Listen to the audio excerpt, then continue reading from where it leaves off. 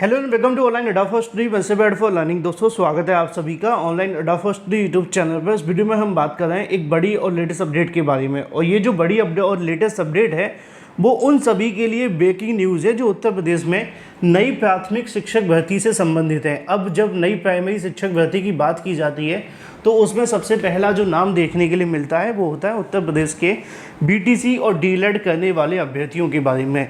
एक समय होता था जब उत्तर प्रदेश के अंदर बीटीसी डीएलएड करने वाले अभ्यर्थियों की संख्या काफ़ी ज़्यादा कम रहती थी, और ये समय था 2018 के आसपास का, जब आपने पहली बार उत्तर प्रदेश में प्राइमरी शिक्षक भर्ती को लेकर नोटिफिकेशन जारी हुआ था।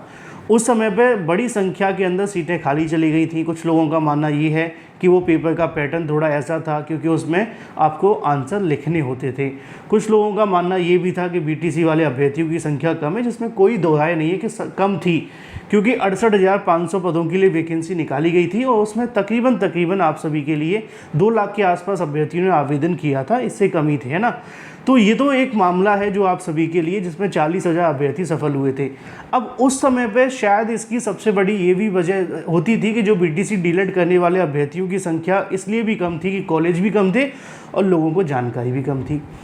लेकिन अब तकरीबन 8 साल बाद जब हम बात करें, या 6 साल बाद बात करें, 7 साल बाद बात करें, तो जो बीटीसी डीएलएड करने वाले अभ्यर्थियों की संख्या है वो 2-3 गुनी बढ़ गई है, क्योंकि बड़ी संख्या में अभ्यर्थी बीटीसी कर रहे हैं, डीएलएड कर रहे हैं, और वो इसलिए कर रहे हैं क्योंकि यहाँ पर उन अभ्यर्थियों को एक नौकरी की उम्मीद थी कि शायद 69,000 68,000 भर्तियाँ जो आती हैं ना, उनको नौकरी मिल जाएगी। लेकिन आज जो कहा जाता है कि 20 लाख 22 लाख बीटीसी डीएलएड करने वाले अभ्यर्थी हैं, तो इन सभी को एक बड़ा झटका लगा है।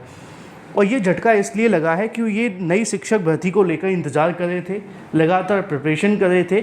अब ऐसे में इनकी उम्मीदों को झटका लग चुका है।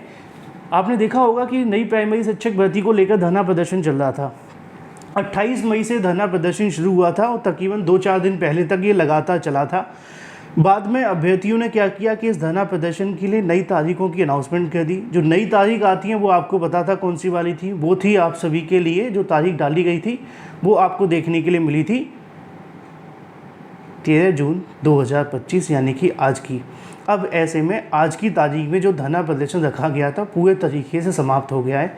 समाप्त इसलिए हो गया है क्योंकि ये जो धरना प्रदर्शन आप सभी के लिए रखा गया था वो बड़ी संख्या में अभ्यर्थियों के माध्यम से ना तो किसी ने समर्थन किया, ना ही किसी ने सपोर्ट किया, और परिणाम स्वरूप ये रहा कि अभ्यर्थियों को गिरफ्तार कर लिया गया। जो धरना प्रदर्शन करने पहुंचे हुए थे उनको कस्टडी में ले लिया गया, जिसकी वजह से ना तो यहाँ पे आप सभी के लिए किसी प्रकार का कोई धरना का आयोजन हो पाया, और जो अभ्यर्थियों की मांग थी वो भी एक तरीके से दब गई है। यानी कि दूसरे शब्दों में कहा जाए कि नई प्राथमिक शिक्षक भर्ती को लेकर उम्मीद लगाए बैठे अभ्यर्थियों के लिए बुरी खबर है।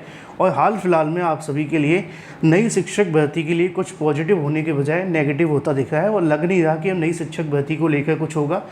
थोड़ा बहुत धरना प्रदर्शन की वजह से जो उम्मीद बढ़ी थी वो भी ख़त्म सी हो गई है। अब देखना ये होगा कि आगे होता है क्या, क्योंकि आयोग ने तो पहले ही हाथ खड़े कर दिए थे कि हमारे हाथ में भर्ती को लेकर ज़्यादा कुछ है नहीं है, और उन्होंने ये इसलिए कहा था कि ये अध्याचन बेसिक शिक्षा विभाग को भेजने हैं। तो नई प्राइमरी शिक्षक भर्ती को लेकर अभ्यर्थियों को जिसका डर था वही हुआ। छात्र चाहते थे कि धरना प्रदर्शन के माध्यम से शिक्षक भर्ती आ जाए, लेकिन अब शायद एक बार फिर से मामला ठंडे रास्ते में जा रहा है। जो भी जानकारी होगी वो आपको दे दी जाएगी। Thank you for watching this video.